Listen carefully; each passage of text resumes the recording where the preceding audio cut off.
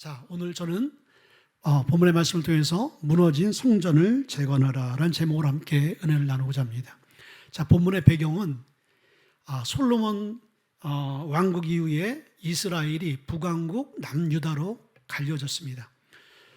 북이스라엘은 기원전 922년에 아수르에 의해서 멸망하고, 그리고 남유다는 바벨론에 의해서 586년에 멸망을 합니다.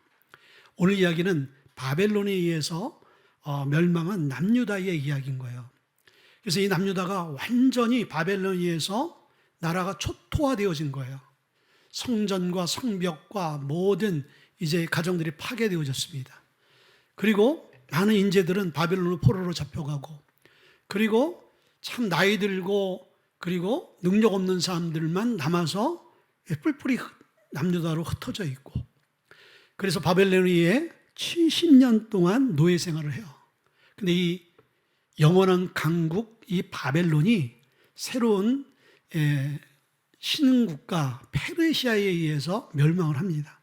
그리고 페르시아의 고레스 왕이라는 왕이 하나님의 감동을 받아서 이제 70년 동안 포로 생활을 하고 있던 그들을 이제 1차, 2차 수차례 포로 귀환을 시킵니다.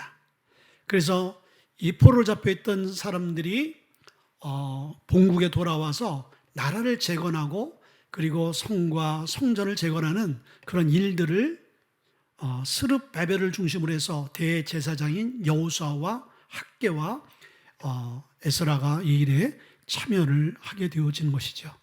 그런데 이제 이 하나님의 성전, 이 성전을 재건하는 그런 내용으로는 본문이 나와 있는데, 그 성전 재건이 쉽지 않았어요.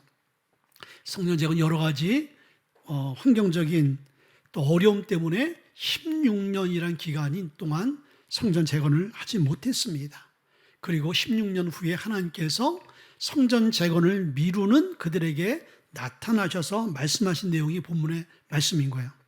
자, 오늘 이 말씀에 주시는 내용의 의미는 이 당시에 유다 사람들에게는 보여지는 무너진 하나님의 성전을 재건해서 건축하는 그런 의미가 있지만은, 오늘날 저와 여러분들이 이 말씀을 받는 우리에게는 우리에게 무너진 신앙의 성전, 믿음의 성전, 이 무너진 성전을 방치해 두지 말고 재건하라는 하나님의 도전의 권면의 말씀이라는 거예요. 자, 그러면 16년 동안 하나님께서 포로 70년 생활 동안 고레스의 마음을 움직여서 이스라엘 백성들을 꿈에도 그리던 본국으로 보낸 첫 번째 이유는 하나님의 성전을 재건하라는 거거든요. 그런 미션을 줬단 말이죠. 그리고 그 미션을 알고 받아서 본국으로 귀국한 이 스룹바벨과 대제사장과 백성들, 그 당시 한 5만여 명이 되어지는 사람들이 이 일에 참여했다가 그만 중단해버리는 일들이 생긴 거예요. 자, 그러면 우리도 뭔가 하나님 말씀대로 또 믿음대로 살려고 하는데 우리의 무너진 신앙이 재건되어지지 않고 방치해둔 그런 우리의 신앙생활의 기간이 있다는 거예요. 그럼 왜 그렇게 우리의 신앙이 회복되어지지 않고 재건되어지지 않았는가? 그것을 성경은 말씀해주고 있어요. 첫째는 주의 일을 할 시기를 미루었기 때문이라는 거예요. 자, 오늘 2절에 보니까 만군의 여호와가 이같이 말하여 이르노라, 이 백성이 말하기를 여호와의 전을 건축할 시기가 이르지 아니하였다 하느니라 라고 말씀해 주세요. 스룹바벨과 여호수아 대제사장이 마음과 뜻과 이제 하나님의 명령 비전을 받고 열심히 이스라엘 백성들과 이 하나님의 무너진 성전을 재건하려고 그러는데 그게 쉽지 않은 거예요. 주위의 공격과 또 주위의 방해, 그리고 그 안에서 낙심하고 또 주눅 들고 또 본국에 70년 만에 돌아오다 보니까 아무것도 없는 상태잖아요.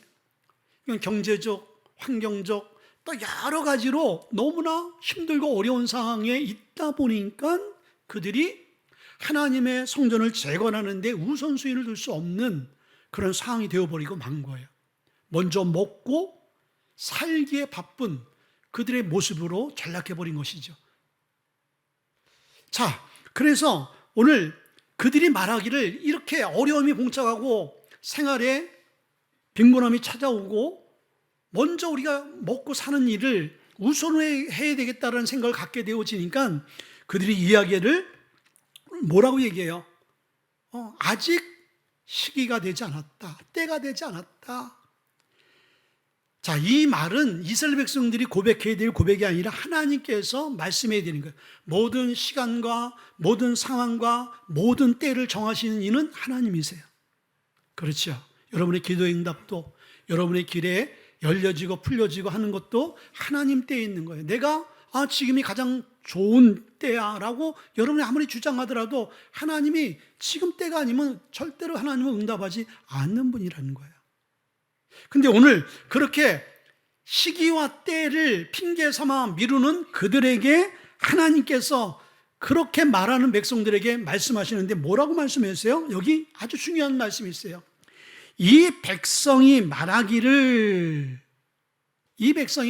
이렇게 말씀하시고 있어요. 자, 이 말씀은요 굉장히 충격적인 말인 거예요. 자, 이스라엘 백성들과 하나님과의 관계는 선민인 거예요.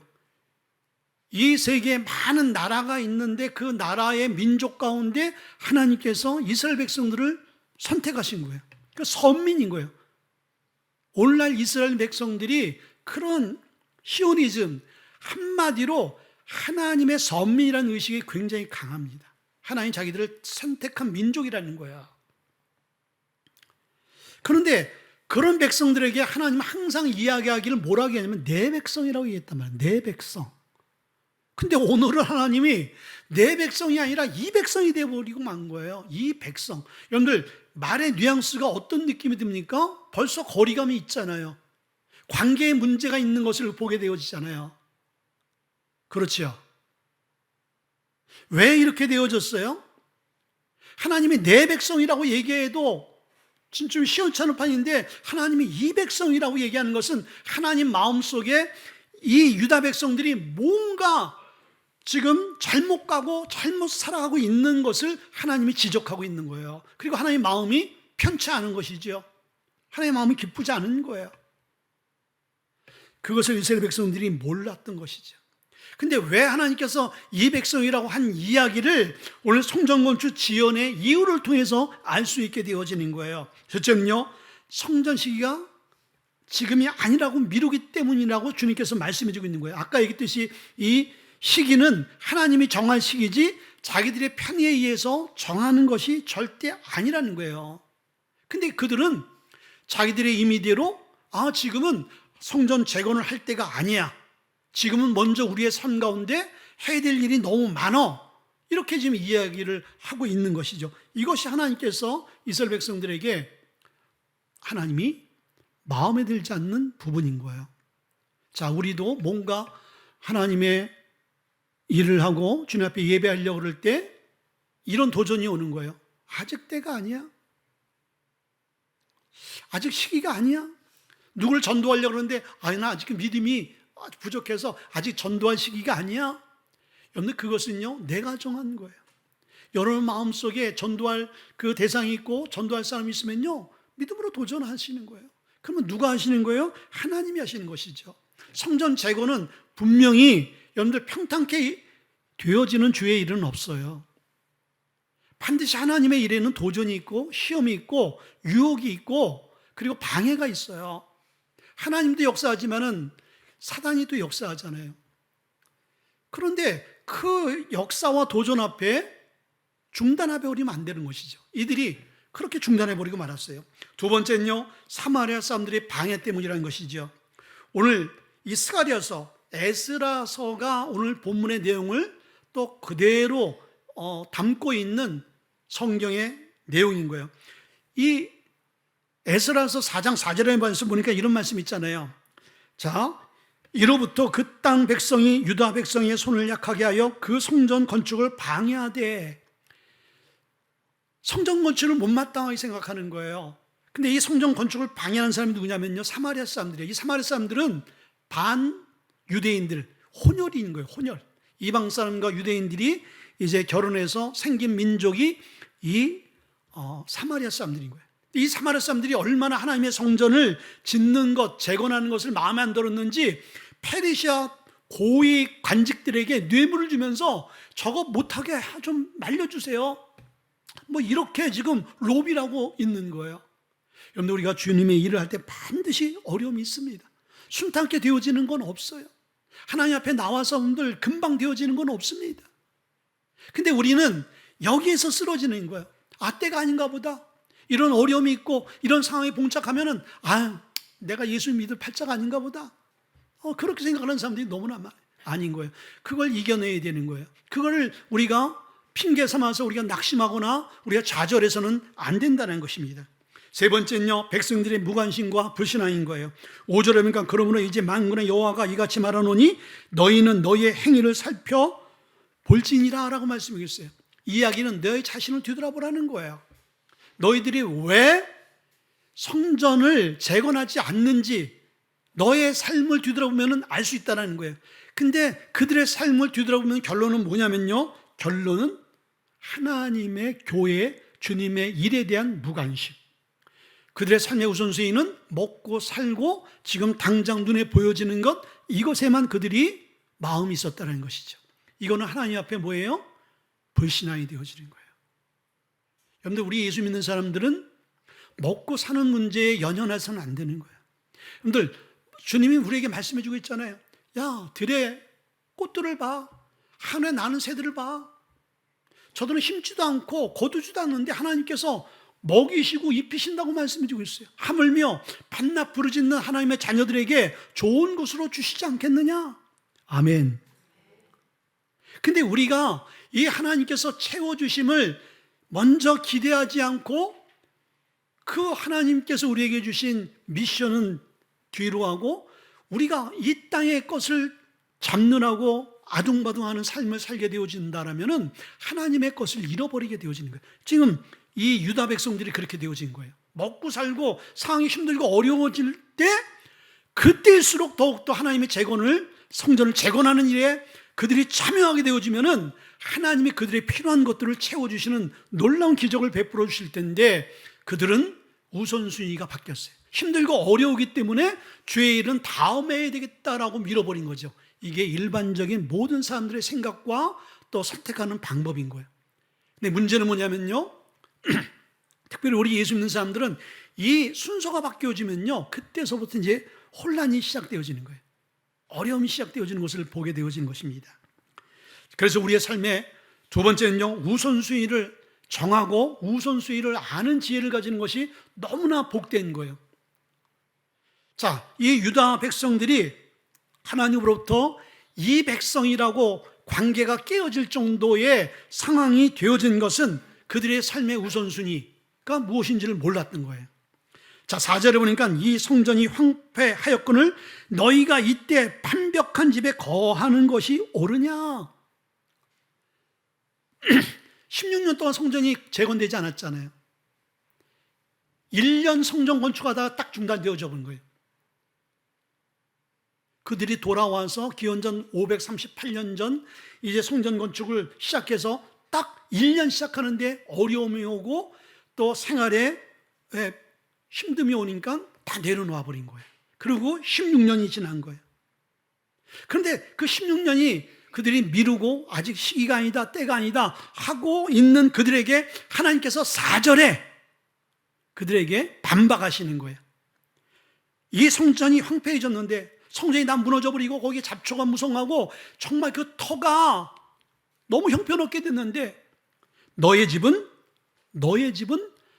판벽한 집에 거하는구나. 이 판벽이라는 이 집은 이 표준 세번역 보게 되어지면은 잘 꾸며진 집인 거예요. 잘 꾸며진 거, 고급집인 거예요. 하나님께서 기가 막힌 거예요. 야, 너희들이 하나님의 성전을 재건하면은 내가 너에게 좋은 것으로 줄 텐데 너희들이 심지어 당하는 어려움, 어려움 때문에 그걸 다 놓아버리고 먼저 너희 집을 좋은 집으로 꾸며? 야, 이거는 순서가 바뀐 거야. 이거 도대체 어떻게 된 거니? 너희가 때가 지금 아니란 그 때라는 것이, 그 때라는 얘기하는 것이 바로 이것 때문에 그런 거니? 라고 주님께서 지목하는 거예요. 너희들이 먹고 살고 너희들이 너희 것을 챙기고 꾸미기 위해서 하나님의 것을 미루고 있어? 너희 그러고 있었니? 라고 지목하고 있는 것이죠. 자, 여러분들, 하나님께서 이스라엘 백성들에게 그들이 좋은 집, 고급스럽게 꾸민 그 집을, 그 집 자체를 책망하는 게 아닌 거예요. 여기서의 의미는 어떤 의미가 있냐면은 너희들의 마음과 관심이 어디에 있느냐라는 것을 주님이 이 판백한 집을 말하면서 이스라엘 백성들에게 묻는 거예요. 너의 우선순위가 어디냐? 너의 마음이 지금 어디에 있니? 70년 동안 내가 고통당하고 너희들 꿈에 그리던 그 포로에서 자유케 만든 이가 난데, 내가 너희에게 모든 것을 주고 너의 생사의 회복을 주관하는 자인데, 야, 나를 잊고 나를 제쳐놓고 너희들이 이제 살만하고 너희들이 이제 뭔가 할만하니까 너의 것만 생각하니? 주님이 그렇게 말씀하고 있는 거예요. 먼저 그의 나라와 의를 구하고 하나님께 예배하는 자가 되어지면 그 예배가 좀 불편하고 힘든 것 같지만은 그 예배를 통해서 하나님께서 우리의 삶 가운데 흘러 넘치게 하는 그 셀 수 없는 하나님의 은혜와 회복과 치료를 너희들이 경험할 텐데, 그거 참지 못하고 지금 너희들에게 손에 잡히는 것, 보여지는 것, 그것을만을 위해서 너의 삶을 던져버리니, 이것을 지금 주님께서 지적하고 있는 거예요. 너의 마음이 지금 어디에 있느냐? 여러분들, 이 말씀은 우리에게 하신 말씀 아니겠어요? 우리의 마음이 지금 어디 있어요? 이 편백한 집은 우리의 육신적인 것을 상징하는 거예요. 그리고 황폐해진 것은 우리의 영적인 상황을 이야기하고 있는 것이죠. 여러분들, 우리가 정말 우리의 집이 편백한 집, 그러한 부유와 그러한 평안과 그런 명예, 이런 것들을 우리가 붙들고 거기에 우리의 삶을 올인하다 보면요, 자연적으로 우리의 영적인, 우리의 성전은 황폐해질 수밖에 없는 것을 보여주는 거예요. 가장 좋은 것은 삶과 신앙의 밸런스를 잡는 거예요. 하나님 우리의 삶 가운데 편박한 집을 주시는 것과 또 우리의 영혼과 우리의 신앙생활이 주님을 향하고 우선순위를 주님께 드리는 것, 주님은 이걸 원하세요. 근데 우리는 그 밸런스를 잡지 못하는 것이죠. 어느 하나를 잡을 수밖에 없는 그런 연약한 존재인 거예요. 그러니까 세상 것을 잡다 보면 영적인 것을 놓쳐버리고, 영적인 것을 잡다 보면 육적인 것을 놓치는 경우가 많아요. 그러나 지혜로운 자는요, 영육을 함께 잘 잡아가는 자가 지혜로운 자이겠죠. 그런데 우리의 삶 가운데 많은 성도들이 이 땅을 살아가면서 이 땅의 문화와 환경 속에서 이 땅의 것을 너무 먼저 추구하는 경우들이 많아요. 그러다 보면 영적인 것은 점점 황폐해지는 거예요. 요즘에 여러분들 뉴스에 이슈가 되어지는 가수가 있죠. 저도 그분이 예수 믿고 간증도 하고 새롭게 하소서의 간증이 나왔거든요.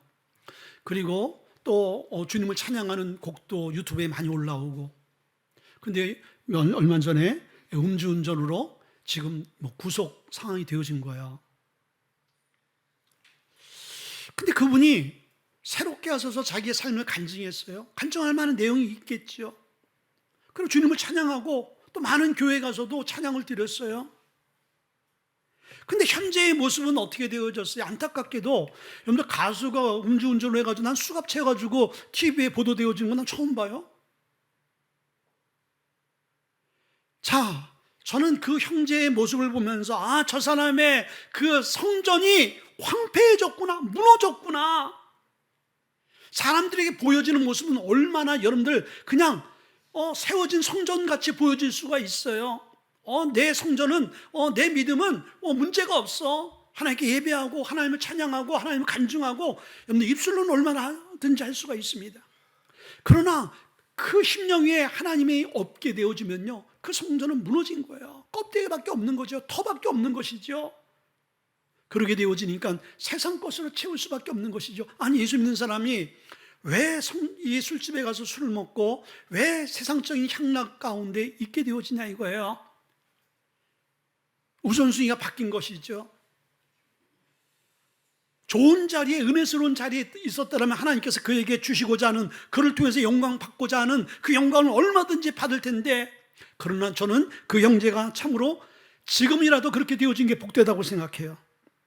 지금은 그 사람은요, 모든 것이 다 무너졌다고 생각할 거예요. 자기의 명예와 자기의 부와 자기의 모든 인기가 다 땅에 떨어지고 산산조각 났다고 생각할 거예요. 지금은 앞이 캄캄한 절망 가운데 있다고 생각할 거예요. 그러나 그가 구치소에 들어가서 다시 한번 초심을 찾고 잃어버린 하나님의 관계를 회복한다면 그 사람은 복된 사람인 거예요. 감옥 출소 이후에 그 사람에게 전과 같은 인기와 부와 명예가 돌아오지 않더라도 그 사람은 그 관계를 통해서 하나님을 찾게 되어지고 하나님의 사람이 됐더라면 저는 그 길이 더 낫다고 생각하는 거예요. 그렇죠.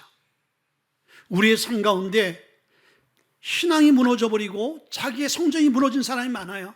여러분들, 우리 성도들은요, 유튜브를 조심스럽게 봐야 되는 거예요. 여러분들, 유튜브에는요, 얼마나 많은 설교자들과 얼마나 많은 신학 강자가 있는지 몰라요. 그리고 이단들이 일반 정통적인 그런 신학자, 교회 목사, 선교사로 가장을 해서 그 비복음을 전한단 말이죠. 여러분들, 코로나 기간 동안 교회를 못 나오잖아요. 다 사람들이 이제 인터넷으로 예배를 드렸단 말이죠. 그때 한 선교 단체가 이 기도회를 만들었어요. 근데 그 기도회에 뭐 10만 명, 7만 명, 4만 명, 5만 명 동시에 접촉을 해서 그 예배 신앙을 함께 참여하고 함께 기도하고, 거기는 한 번 기도하면 보통 7시간 기도해요. 7시간. 7분이 아니야, 여러분들. 7시간. 보통. 그리고 거기는 세계 선교가, 특별히 북한 선교에 나라 민족을 기도해야 된다 하면서 막 7시간, 10시간 기도하고, 그리고 지금 때가 마지막 때다. 우리가 이렇게 살 때가 아니다. 하나님께 헌신하자. 어마어마한 물질을 헌금을 했어요. 근데 요 얼마 전에 하나님은요, 불의한 것들 다 드러내게 만드신 하나님인 거예요. 드러났는데요, 그 사람이 너희들은 주식도 하지 말라. 그런데 그 사람이 7억을 갖고 주식을 했어요. 그리고 좋은 집 살지 말라고 자기가 50평짜리 50억짜리 집을 샀어요. 그리고 또 성결하고 정결하게 살라 하면서 7년이라는 기간 동안 불륜을 저지르는 거예요. 자, 왜 여러분들 그 사람이 그렇게 그러면서도 그 사람은 사역을 했어요. 이미 성전은 황폐해지고 무너졌는데도 불구하고 얼마든지 가식적이고 형식적인 그러나 여러분들, 그 사람 역시도 그렇게 드러났을 때 철저하게 회개하게 되어진다면 옛날로 돌아갈 수 없게 되어지지만, 이런 것이 많을 수 있겠지만은 철저하게 회개를 해야 되는데, 참 그분은요, 너무나 안타까운 게 들려오는 이야기를 통해 보면요, 회개를 하지 못하더라고요. 자, 이 이야기가 여러분들 모 가수와 모 선교단체의 그 목사님 이야기가 아니라는 거예요. 우리의 이야기라는 것이죠. 우리도 삶의 우선순위가 세상에 빡 껴버리게 되어지면 우리의 가치관과 우리의 비전이 세상에 다 집중할 수밖에 없게 되어지고, 그러다 보면 하나님의 것을 너무 잃어버리는 경우들이 많게 되어지는 거예요. 우리나라의 평양에 장대현 교회라고 있어요. 이 장대현 교회는요, 1892년에 미국 북장로교회 모펫이라는 선교사가 회당으로 세웠다가 교회가 되어진 거예요. 근데 그 교회에 함께 이 선교사님을 위해서 이 교회를 세운 최치랑 이 장로님이 계세요. 최초의 1세대 장로예요. 최치랑 장로. 근데 이분이 이제 장로님께서 예배를 드리는데 그날 비가 와서 주일날. 근데 비가 새는 거예요. 이분이 예배를 끝난 다음에 성전에 비가 새는 것이 그렇게 가슴이 아파했어요. 그리고 그 다음날 월요일날 이 되자마자 자기 그 지붕 위로 올라간 거예요. 그 지붕 위에 기아를 막 걷는 거예요. 아내가, 아니 당신이 뭐 하는 거냐고, 왜 기아를 걷냐고 그랬더니, 아니 하나님의 성전이 비가 새서 지금 예배 드리는데 불편한데 그걸 내가 두고 볼 수가 없지. 우리 집이야 비가 새면은 좀 내가 뭐 항아리라든지 이걸 대놓고 좀 이렇게 우리가 살아갈 수 있지만 하나님 교회는 그렇게 두면 안 되지 하고, 그 거둔 기아를 가지고 하나님의 그 장대인 교회에 그 비가 새는 곳을 막았다라는 거예요. 여러분들 한국 교회와 한국 사회가 이렇게 복을 받을 수 있었던 것은 그 1세대의 믿음의 사람들, 하나님의 교회를 자기 몸같이 사랑하고 하나님의 일이라면 생명 바쳐 지킨 그 1세대의 신앙, 그 신앙의 씨앗들이 오늘 우리가 거두는 거 아니겠어요? 자, 여러분들, 우리가 하나님 앞에 이런 마음과 중심이 있냐, 이것을 주님께서 말씀하고 있는 거예요. 너의 중심, 너의 관심, 너의 마음이 지금 어디에 있느냐, 이거를 지금 말씀하고 있는 거야. 자, 여러분들, 우리는 오랜 동안 신앙생활을 했어요. 우리 무지개가 이제 이곳에 20년이라는 세월을 이제 지나면서 함께 신앙한 또 동역자들이 있어요. 여러분들은 신앙생활하면서 하나님의 교회와 하나님의 일과 하나님의 사역을 어떤 마음으로 여러분들 참여하세요? 어떤 마음으로? 오늘 이 유다 백성들 같이 힘들고 어려우면 잠시 중단해도 되는 것, 그리고 내가 삶에 먹고 사는 게 우선이기 때문에 그런 것들이 먼저 내 삶 가운데 주어지게 되어지면 나는 당연히 하나님의 일은 다음에 할 수 있는 것이고 하나님의 일은 언제든지 미루어서 할 수 있는 일이고, 내 삶 가운데 가장 중요한 것은 내 삶을 세우는 것 아니겠어? 라고 우리가 생각한다면 오늘 하나님께서 책망하는 이 백성이 될 수밖에 없게 되어지는 거예요. 여러분들, 우리의 삶 가운데 하나님께서 세우신 그 귀한 은혜가 회복되어지길 주님을 축복을 드립니다. 세 번째는요, 자신이 걸어온 길을 잘 생각해 보라는 거예요. 오늘 5절과 7절의 말씀 보니까 그러므로 이제 만군의 여호와가 이같이 말하노니 너희는 너희의 행위를 살필지니라. 7절에 만군의 여호와가 말하노니 너희는 자기의 행위를 살필지니라. 여기서 반복되어지는 게 너의 행위를 살필지니라 라고 말씀해 주고 있는데, 이 성경이 표준 세번역 성경에는 너희가 걸어온 길을 생각해 보라, 이렇게 번역되어져 있어요. 자, 너희가 지금 여러분들 예배드리는 이 시간 이후에 과거를 한번 생각해 보라는 거예요. 너희들이 어떻게 신앙생활 했는지, 하나님의 관계를 어떻게 해왔는지를 한번 뒤돌아보라는 거예요. 이스라엘 백성들, 너희들 성전 건축이 중단되어지면서 16년 동안 너희들이 어떻게 살아왔어? 한번 그걸 뒤돌아봐, 이렇게 말씀하고 있거든요. 그런데 오늘 6절에 그들이 이 16년 그 성전 건축이 중단되어지고 그리고 자기의 삶의 필요를 먼저 채우려고 아둥바둥했던 그들의 삶의 결과가 6절에 5가지로 말씀해 주고 있어요. 첫째는 너희가 만일 뿌일지라도 수확이 적으며, 둘째는 먹을지라도 배부르지 못하며, 셋째는 마실지라도 흡족하지 못하며, 넷째는 입어도 따뜻하지 못하며, 다섯째는 일꾼이 싹을 받아도 그것을 구멍 뚫려진 전대에 넣음이 되느니라. 한마디로 무엇을 얘기하는 거예요? 아무리 수고하고 애쓰고 노력했을지라도 결과가 뭐냐? 너희들이 원하는 만큼 결과를 얻었니? 이 이야기를 하고 있는 거예요. 여러분들, 우리는요, 먹고 마시고 누리는 것, 그걸 위해서 악착같이 바둥바둥 살면은 내 노후 대책, 내 자녀들의 미래는 내가 보장시켜 주겠지라고 여러분들 생각할 수가 있어요. 너무 어리석은 거라는 거예요. 특별히 예수 믿는 저와 여러분들은, 예수 안에 있는 저와 여러분들은 그것이 한순간에 물거품이 될 수 있는 거예요. 하나님의 일을 무관심하고 자기의 일을 먼저 관심을 가졌던 그들에게 온 결과는 이 5가지인 거예요. 만족이 없는 거예요. 먹어도 입어도 만족이 없는 것이죠. 그리고 수입을 아무리 들어와도 나가는 게 더 많게 되어지는 거예요. 나가는 게. 한마디로 빈곤한 삶이, 풍족한 삶, 만족한 삶을 살지 못하는 거예요. 여러분, 만족이라는 것이요, 다른 사람보다 높은 수입과 또 많은 부, 이런 좋은 환경에서 만족은 오는 게 아닌 거예요. 거기에서만 만족이 오는 게 아닌 거예요. 수입이 다른 사람과 적을지라도, 환경이 다른 사람보다 우리가 열악할지라도 그 안에 만족이 올 수가 있는 거예요. 그 만족은요, 하나님이 주셔야 되는 거예요. 아멘.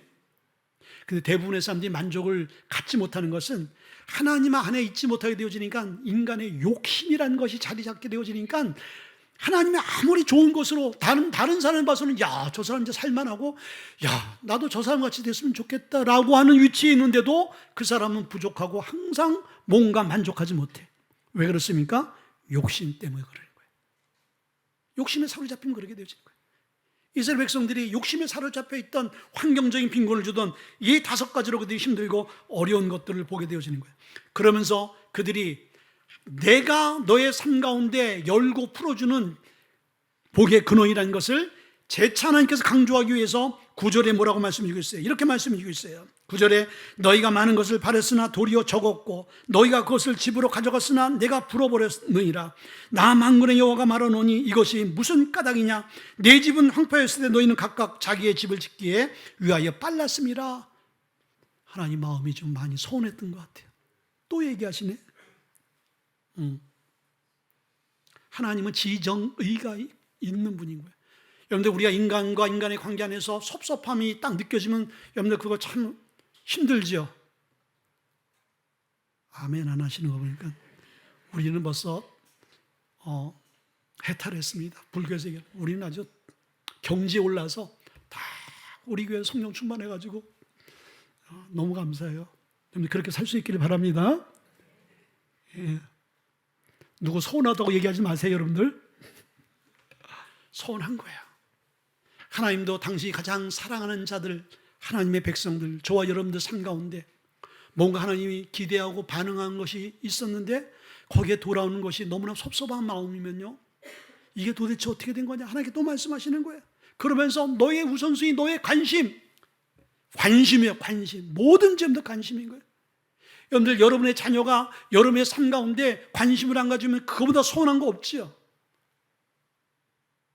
또 반응이 없으시죠?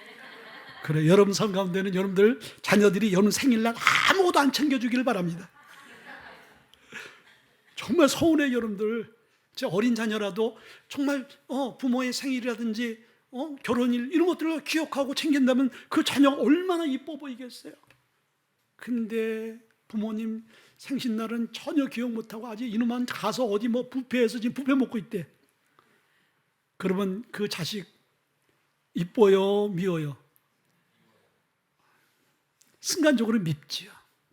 하나님이 우리의 삶 가운데 기대가 무너지면 하나님 섭섭하신 거예요. 그러면서 9절에 말씀해주셨어요. 그러면서 10절에 또 뭐라고 말씀해주셨어요? 그러므로 너희로 말미암아 하늘은 이슬을 그쳤고 그 땅은 산물을 그쳤으며. 여러분들, 이스라엘 땅이 척박한 땅인 거예요. 그렇죠? 광야다 말이죠. 그 땅에 아침에 이슬은요, 모든 농작물이 생존할 수 있는 그런 비와 같은 존재인 거예요. 근데 그것이 그쳐버린 거예요. 그럼 어떻게 해서 수확이 적을 수밖에 없고 수확이 메마를 수밖에 없는 것이지요. 그러면서 11절에 내가 이 땅과 산과 곡물과 새 포도주와 기름과 땅의 모든 소산과 사람과 가축과 손으로 수고하는 모든 일에 한재를 들게 하였느라. 한재는 건 뭐예요? 가뭄을 통해서 재앙인 거예요. 자, 하나님이 여시기도 하지만 하나님께서 어떻게 해요? 닫으시기도 하는 거예요. 하나님 우리에게 건강을 주시기도 하지만 하나님께서 우리의 건강을 뺏어가기도 하는 거예요. 자, 이스라엘 백성들에게 이러한 어려움이 16년 동안 있게 되어진 거야. 그럴 때 이스라엘 백성들이 어떻게 해야 돼요? 회개하고 왜 우리의 삶 가운데 이런 어려움이 있는 걸 봐야 되는 거예요. 제가 이번에 대상포진 계속 이야기하죠. 여러분들 대상포진 한번 제대로 한번 걸려보세요. 그러면 저와 같이 계속 얘기할 수 있을 거예요. 후유증도 지금 만만치 않고요. 우리 김정일 사님이 후유증이 어지럽다고 그러더라고요. 어제 호박죽 갖고 뭔가 좀 갖고 올라와서 내려오는데 자빠질 뻔했어요. 밑에서 자빠지면 어떻게 큰일 나잖아요. 어지럽더라고요. 그리고 아직도 이쪽에 계속 그냥 얼음 냉찜찜한 것 같이 이게 오는 거예요. 그리고 어제도 역시 하나님 편하게 잘 수 있어서 너무 감사합니다. 정말 감사하기도 했어요. 당연한 게 아닌 거예요. 근데 이 대상포진을 통해서 제가 철저하게 제가 두려운 마음을 가졌어요. 아니, 대상포진이 그게 뭔데? 그 대상포진 하나 때문에 3, 4일을 철저하게 잠을 못 자고 꼬박 새면서 너무나 큰 고통 가운데, 통증 가운데 있었는데 그 대상포진보다 더 큰 중병이 내게 주어져서 매일매일 매 순간 매 초마다 내가 고통, 감당할 수 없는 고통 가운데 내가 살아갈 수 있게 되어진다면 이걸 어떻게 감당하지? 그런 생각이 드는 거예요. 여러분들, 우리의 육체의 모든, 우리 육체를 만드시는 건 하나님이세요. 하나님이신 거예요. 하나님 우리에게도 병을 주시기도 하지만 깨닫기 위해서 우리에게도 병을 걷어가시는 분도 하나님이신 거예요. 저에게 그 대상포진 왔을 때 제 자신을 철저하게 뒤돌아보며 나와 하나님의 관계를 재정립할 수 있는 시간을 됐던 거예요. 그러면서 내가 바로 서야 되겠구나. 내가 하나님 앞에 정말 서운하게 해드린 게 뭔 것인가? 내가 지금 잘못 가고 있는 것이 무엇인가? 내가 지금 잘못 가르치고 있는 것이 무엇인가? 철저하게 하나님 앞에 내려놓게 되어진 거예요. 저는 그에게 복인 거예요. 마치 여러분들 그 가수가 정말 이 음주운전 사건 때문에 자기에게는 천청병력 같은 일이지만은 그게 그 사람에게 자신을 돌아볼 수 있는 축복의 길이었던 거야. 나도요, 이 병마가 나에게 고통이었지만은 이게 영원하지 않고 지금 영원하다면요, 저는 지금 너무 고통스러울 거예요. 저 목회고 뭐고요? 목회를 어떻게 하겠어요? 근데 그 고통이 잠시였고 그 고통을 통해서 다시 한번 주님과 나의 관계를 뒤돌아볼 수 있고, 그리고 내 삶에 주어진 모든 잠과 쉼과 편안, 이것이 저절로 주어진 것이 아니라 하나님의 은혜인 것을 알게 되어질 때, 그때서부터 제 입술에 나오는 것이 감사였어요. 하나님, 잠잘 수 있어서 감사해요. 하나님, 잘 먹을 수 있어서 감사해요. 하나님, 이렇게 움직일 수 있어서 감사해요. 그 감사가 되더라 이거예요. 여름 삶 가운데도 이것이 회복되어져야 돼요. 모든 것을 다 누가 주세요? 하나님이 주신단 말이에요. 그런데 이건 진리잖아요. 우리의 민족의 역사를 통해서 하나님 축복해 주셨어요. 우리의 믿음의 선진을 통해서 검증이 되어졌어요. 전 세계 기독교 국가를 통해서 하나님께서 어떻게 복을 주시는지 우리는 다 보고 있어요. 우리 교회 안에서도 하나님 말씀대로 살아가는 사람들이 어떠한 축복을 받는지도 우리가 두 눈으로 보고 있어요. 그게 검증되어지지 않고, 그게 보여지지 않고, 그게 간증되어지지 않는다면 우리가 예배 드릴 필요가 뭐 있고, 하나님 말씀대로 철저하게 살 이유가 뭐가 있고, 제가 이 말씀을 여러분에게 전할 이유가 뭐가 있겠습니까? 우리가 이 말씀을 전하는 것은 하나님 우리에게 회복시켜 주시고 축복하시려는 이유 아니겠어요? 그래서 마지막으로는요, 다시 신앙의 성전을 재건하라는 거예요. 8절에 보니까 너희는 산에 올라가서 나무를 가져다가 성전을 건축하라. 그리하면 내가 그것으로 말미암아 기뻐하고 또 영광을 얻으리라. 여호와가 말하였느니라. 자, 16년 동안 그렇게 성전 건축에 대한, 재건에 대한 관심이 없고 자기의 삶에 먼저 연연하던 그들의 삶 가운데 하나님이 16년 후에 찾아온 거예요. 16년 동안 그들은 힘들고 어렵고 빈곤한 삶을 살아왔어요. 마지못해 고통 가운데 살아오는 그들에게 찾아오셔서 하나님이 말씀하시는 거예요. 자, 이걸 볼 때 하나님 너무나 좋으신 하나님, 너무나 좋으신 하나님. 16년 동안 그렇게 이쁜 짓 안 하고 불순종하고 미운 짓 했으면은 하나님, 넌 끝이다. 내가 새로운 백성들을 만들어서 그 백성을 내 백성으로 만들겠다 하고 너는 아니야 라고 할 수 있는 이 유다 백성들에게 찾아오셔서 다시 기회를 주잖아요. 그러면서 야, 성전을 재건해. 그런데 그 성전 재건 너희들이 16년 동안 왜 못했어? 아유, 경제적으로 힘들고 어렵고요, 우리가 먹고 사는 게 힘들고 그것 때문에 우리 성전 재건 돈이 없어서 못했어요. 그래, 산으로 올라가라. 널려 있는 게 나무야. 그 나무를 베어다가 성전을 져. 내가 너희들에게 원하는 것은 솔로몬 성전같이 금과 은으로 도배를 하고 그리고 백향목 최고 좋은 고급 나무로 하나님 성전 지라는 게 아니야. 너희들에게 있는 것, 이 성전은 겉에 보여지는 그 성전이 중요한 것이 아니라 그 성전을 짓는 너의 마음이 중요한 거야. 그것을 말씀하고 있는 것이죠. 여러분들, 주의 일을 우리가 부담스러워하는 것, 하나님 그 주의 일 자체를 하나님은 중요하게 생각하지 않아요. 그 주의 일을 우리가 대하는 우리의 마음인 거예요. 그걸 별거 아닌 것이 생각하면요, 별게 아닌 게 될 수 있는 거예요. 그러나 그것이 정말 귀한 것이고 내가 해야 될 일로 생각하면요, 그거 귀한 거예요. 그리고 주의 일은요, 정말 우리가 큰 일을 하면서 잡음이 생기고 다투고 싸우고 이것 하나님 원치 않습니다. 그러나 작은 걸 할지라도 우리가 기쁨으로 하게 되어지면 하나님 그것을 크게 보시는 거지. 근데 이스라엘 백성들은 오늘 그 핑계가 될 수 없는 거예요. 그래서 주의 일은 누구든지 할 수가 있는 거예요. 아멘. 왜? 우리의 주위에 하나님이 허락한 것들, 그리고 그것으로 우리가 할 수 있는 마음이야. 마음인 거예요. 여러분들, 부자가 정말 한 몇백억 있는 부자가 한 2, 3만 원짜리, 아이 목사님 수고하십니다 하고 그냥 양말 수건 이런 거 사줬어. 한 10만 원이라고 합시다. 10만 원짜리 해서 목사님 생신인데 이거 쓰십시오. 예? 제가 100억 부자의 사람이 저한테 10만 원 선물한 거하고, 우리 교회 너무나 가난하고 보잘것없고 힘들어서 노상 장사하는, 콩나물 장사하는 집사님이 있다고 생각합시다. 근데 그분이 5천 원짜리 아주 보잘것없는 수건 하나를 저한테 선물했어요. 그러면 제 입장에서, 제 관점에서 어떤 게 더 마음에 와닿고 고맙고 감사하고 감동을 할까요? 둘 다 선물은 고마운 거죠. 그러나 작은 가운데서, 없는 가운데서 자기가 하고자 하는 그 마음, 저는 마음을 보는 거예요. 그 물질의 내용과 가격을 보는 것이 아니라 그 중심을 보는 그 사람의 마음. 하나님이 우리에게 보는 게 그거라는 거예요. 마음. 여러분들, 하나님께서 그렇게 주를 향해서 마음을 드리고, 그리고 우리의 중심을 하나님께 향하라고 제차하면서 그렇게 하게 되어지면 하나님이 2장에 넘어가서 하나님이 약속을 해주고 있어요. 그 약속이 뭐예요? 2장 5절에 보니까 성령으로 함께 하시고 담대함을 주겠다. 이 이야기는 뭐예요? 하나님이 함께 하시겠다라는 거예요. 함께. 아멘. 성령이 하나님의 영이시잖아요. 하나님 우리와 함께 하면요, 뭐가 두렵습니까? 여러분 삶 가운데 뭐가 두려워요? 하나님이 함께 하시는데 가장 큰 축복이죠. 두 번째 7절에 보니까 내가 이 성전의 영광이 충만케 하리라. 하나님의 임재가 영광 있는 곳에 우리가 함께 하게 되어지면 그 영광 안에 우리가 이 땅에서 누릴 수 없는 기쁨과 환희를 우리가 누릴 수 있게 되어지는 그 축복을 주시는 거예요. 세 번째 8절에 보니까 은금이 하나님 것이라 그랬어요. 여러분 때에 따라서 하나님께서 우리에게 필요한 것들을 하나님이 주시는 분이라는 거예요.